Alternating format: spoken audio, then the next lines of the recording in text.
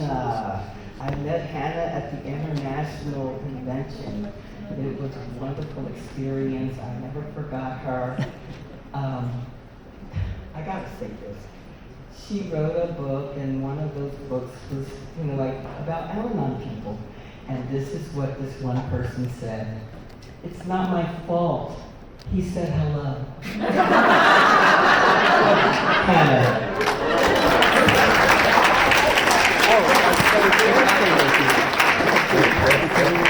Hi everyone, I'm Hannah, grateful member of Al-Anon. I'm coming from the Tucson area in Arizona, so nice to be here with you all. I hate your traffic.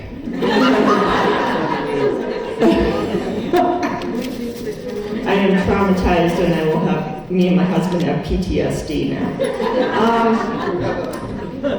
I grew up in an alcoholic home with the angry father, violent, the drinker, and my mom was the fixer, the manipulator, and you know that role. And I was terrified living at home.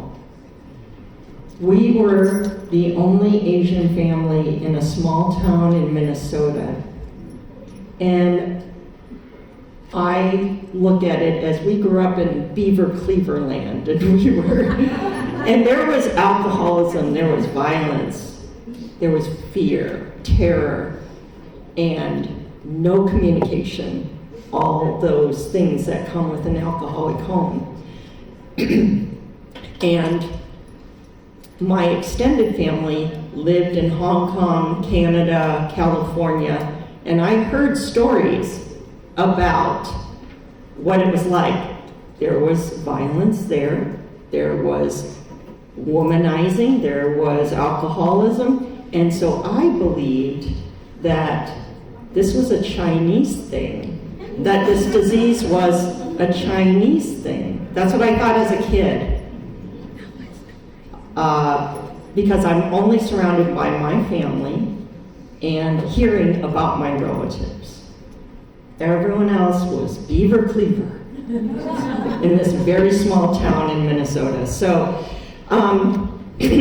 my way of escape was through fantasy. I love the idea of a Prince Charming coming to rescue me from this home, this horrible home, and I know now that's how I survived, because my sister, who was 3 years younger, she did commit suicide. And to me, I was like, well, who wouldn't? And I was mad at her that she did it before me because she got to escape. And I still got to be here. And the reason why I didn't do it, I didn't follow in her footsteps, because I didn't want my brother to go through it again. So I became very lost in fantasy. I became very boy crazy. And what Renee was talking about, it was his fault he said hello, is because there's a story about if he says hello and I'm like, oh, we're gonna get married. That's it, he's the one, I'm planning the wedding, and then he says, I asked him out for a date and he says, sorry, I'm married. I'm like, why would you even smile at me then? Why would you even say hello? It's your fault. How dare you be nice? You led me on. So that's the story she's referring to. Anyway, I became very boy crazy. My parents were worried. They wanted to put me in a private all-girls school to curb my boy craziness. But it went on. It's a progressive disease. I wasn't into alcohol. I was into boys and men. And it progressed as I got older. And then I'm getting ready. It takes a lot of work to be addicted to men, because you got to get your makeup, you got to do your hair, you got to find out where he is in town so I can accidentally bump into him. If there's another woman there, what do I do with her? How do I lure him away? Where do I hide the body? guaranteeing that I'm going to get the man. And I just think it's a joke. I'm not diminishing alcoholic disease, but if I could just go to the store, pay money, get my bottle of alcohol, drink it, and get the same effect if I had a man. That's much easier than all this work I'm going to go through. So as life goes on, I make many men my higher power. I use sex to get love. It didn't matter if they were married, engaged, attached, because my primary non-spiritual aim was get that attention. At any cost, go to any lengths, you know. So I was not diverted by my own safety, my own well-being, my health, logic, reason, and I put myself in some very dangerous situations and made some very destructive choices. And I made many men my higher power. And I went through a breakup, and that got me into Al-Anon the first time. And when I got into Al-Anon the first time, I just wanted to vent. I didn't care about the steps, didn't care about the opening. Stop doing that so I can talk. You know, I'm not interested in literature, sponsor, none of that. And service, no way. I just want to vent. But what I didn't know then is I was just getting a little pain relief. That's all. And that was good enough at the time until I met the next higher power. And then, I don't need Al-Anon anymore because I found the one this time. And we ran off into the sunset. The first 6 months were rainbows and unicorns, and I was on cloud 9. The next 6 months was a slow descent into going down in flames. And he broke up with me, and that was it. I don't know why. I bottomed out at that point, because before, I've been through many breakups, I'm just going to find the next guy, you know. And this time was different. This time it was like, no, there's no more. All hope is lost. I'm completely unlovable. I'm a piece of crap. It's me. And I was suicidal. And I had to pull out a phone list from when I was in Al-Anon the first time, make some outreach calls, got back into Al-Anon. This time with the GOD, gift of desperation. And I was willing to surrender because I was powerless. This was truly a matter of life and death, because I can't live this way anymore. And so my second time into Al-Anon was different.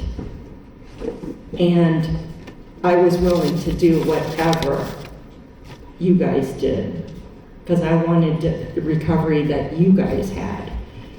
Okay, I'll read the literature. Okay, I'll get a sponsor. Okay, you know, whatever you're doing, I will do it. So I did. I asked someone to be my sponsor, and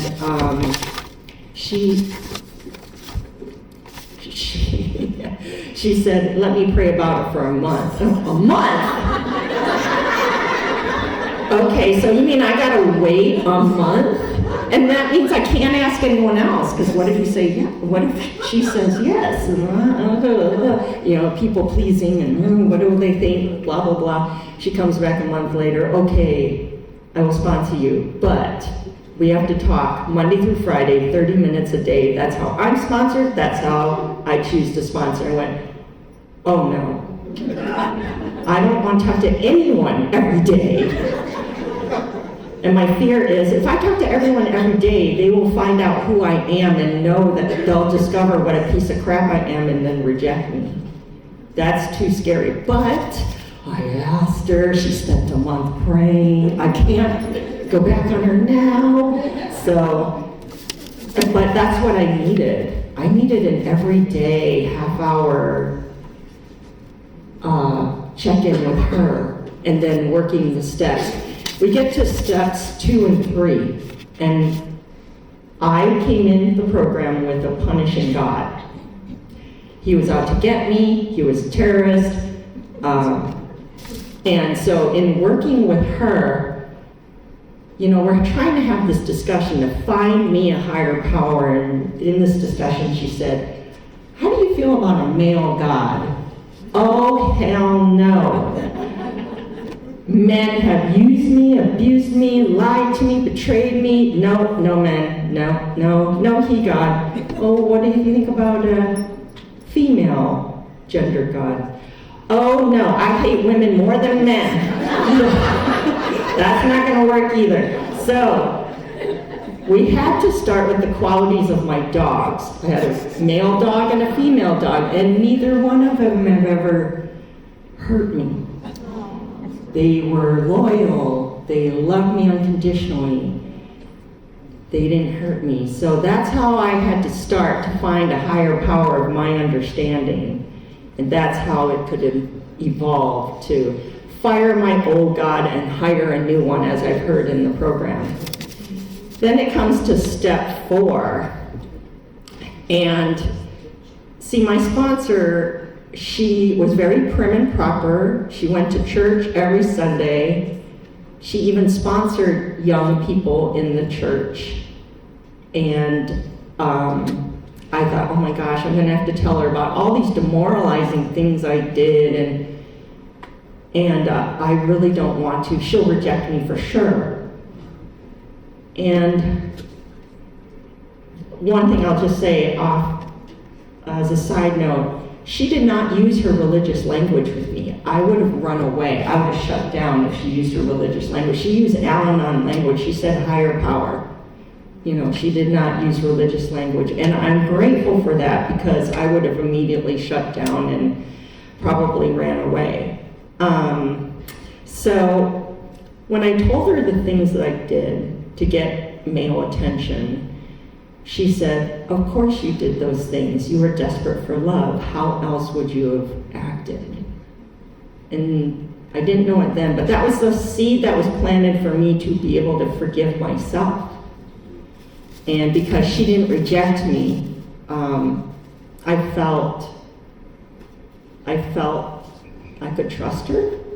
I felt that she had no judgment and just love for me. And that was the very first healthy, intimate relationship I've ever had, was with that sponsor. I didn't know it at the time. So we worked through the blueprint for progress, very thorough. I entered into the 4-step one way and came out a transformed person. Work not done, of course, but with that book, it really, really was thorough, deep dive, and changed me for the better. In step 5, there's a question that says, what is the core belief that causes me grief? And I will tell you, 90% of the time, the core belief is, if he, she, you, it, they would behave the way I want you to, then I'd be okay. That is the number one core belief that causes my life to be unmanageable, to be insane and chaotic. It could be the weather. The weather's not being the way I want it to. The traffic's not being the way I want it to. The government's not acting the way I want it to.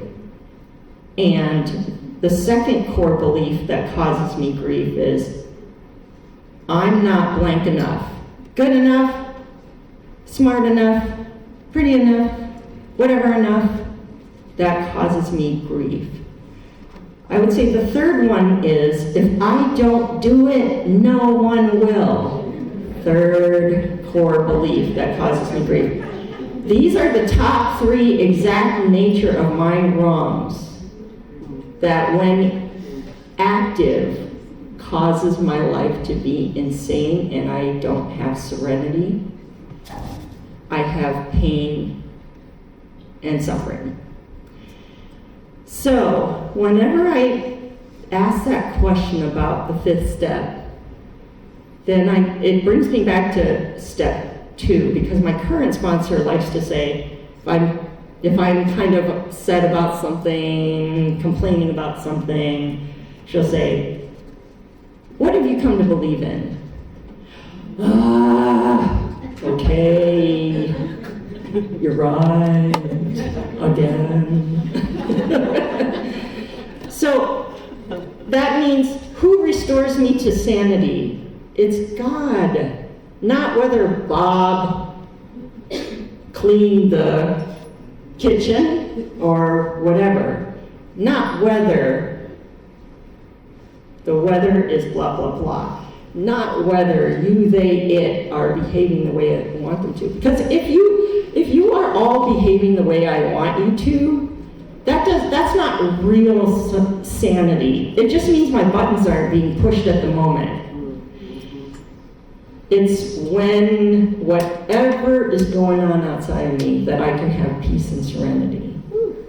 So that those two go hand in hand. Those usually help me have a shot at a better life. Anytime I use the traditions, the steps, the concepts, the slogans, the literature, service, fellowship, it always gives me a chance at a better life if I use them. And I'm so grateful for that. In the interest of time, I'd like to go to step 9 and speak about that briefly. Because I did my 9th step, and I was able to do the 9th step by letting go of the outcome. So I did make amends to certain people from my past, and some people were like, oh, I don't even remember that, that's okay. And some were like, didn't respond at all. Someone said, great, have a nice life. Some people responded with some inappropriate things, and the program has helped me go, my part is this, to make the amends. I let go of the outcome, because the rest of it afterwards is none of my business. It's nice that they might say, oh, I forgive you. That's great. But it's not necessary for my recovery. And so how do I make amends to those women whose men I cheated with, their wives, their girlfriends, fiancés? I can't make a direct amends. It would injure them. Because luckily, thank God, I was never caught. I was never caught. And I did not even, and that wasn't even a thought in my mind anyway, but in program, I was able to be very grateful that I wasn't caught, because people murder people over this kind of stuff. And that's serious, and I was not aware of that, because again, my primary aim is to get that attention, get them away from her. And, you know, my sponsor today says, the way you love your women friends, the way you treat women today, that's your living amends. And I do that. And I also don't behave that way anymore.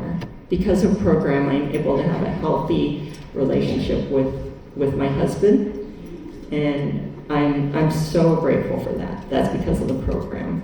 Real quick, I just want to say that I thought I was done with my amends, and then all of a sudden, my conscience was clear. All of a sudden, my husband's friends were having a discussion at our house about football cards, or baseball cards, or sports trading cards. I went, I have a box of football cards that I've been carrying with me for 30 years, and they belong to an ex-boyfriend.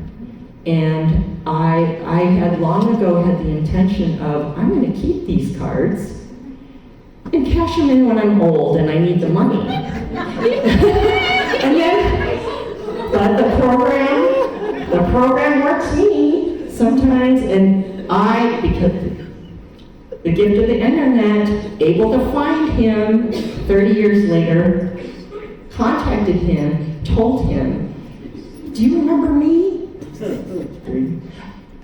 He said, "Yes, I do." And I said, "Well, this might sound weird, but I have these football cards." He didn't even remember them. But he also did a lot of drugs in his life. So we were able to catch up. And he was in prison for drugs, and then he got into NA, and then he became a sponsor. And I get to tell my Al-Anon story to him. And, I said, I was really struggling with whether to contact you. I asked my husband first, "What do you think about this?" And my husband said, "Well, if some girl called me up after 30 years, an ex-girlfriend, I would think she's going to tell me about a 30-year-old love child." I never knew about it. And so I told this ex-boyfriend that, and he said, "That's what I thought."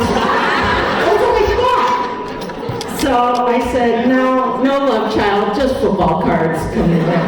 And I took a picture. He sent me a picture of when he received them. And this is how the higher power works. I think I'm done with my 9th step. I'm really not. Anyway, I will close with that I need this program every day. This is my daily medicine. Even though I haven't lived in the alcoholic home for decades, I need this program because I have a disease of distorted thinking, obsession, and control. If I don't take this medicine every day, I go back to the way I was living before, which means I was my own God. I never admitted powerlessness. I came to believe that Hannah could restore Hannah to sanity. I turned my will and my life over to Hannah every day. I sponsored Hannah. That's frightening. I thought Hannah could remove her own character defects. And I can't live that way anymore. I can't do that again. It would be I would go down the drain. So I need a higher power. I need the steps, traditions, all the tools of the program. I need you guys to help me on this road to recovery. Thank you so much for letting me share.